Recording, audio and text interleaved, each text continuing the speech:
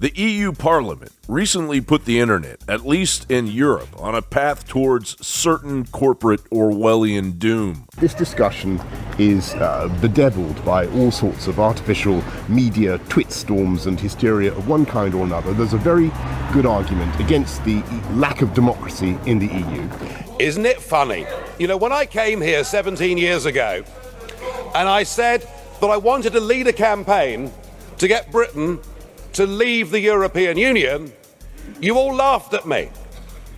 Well, I have to say, you're not laughing now, are you? The main reason the United Kingdom voted the way that it did is you have, by stealth, by deception, without ever telling the truth to the British or the rest of the peoples of Europe, you have imposed upon them a political union.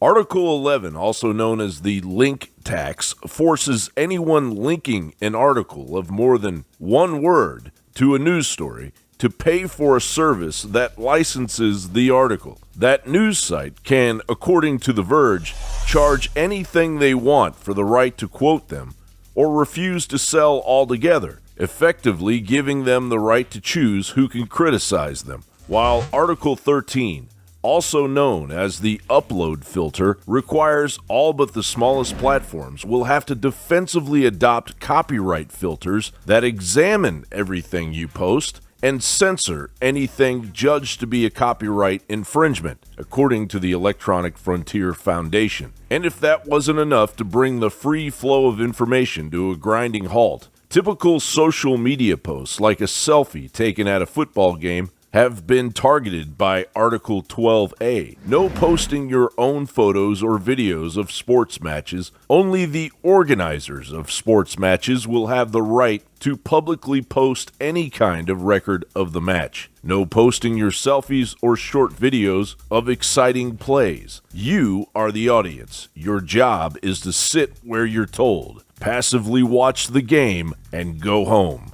according to the EFF. Also, a freedom of panorama exemption wasn't accepted. For example, if you take a selfie on a busy street and licensed material happens to be in your shot, whether it's a t-shirt, a licensed architectural design, aka a building, or a billboard, you will be infringing on a copyright. Also not covered.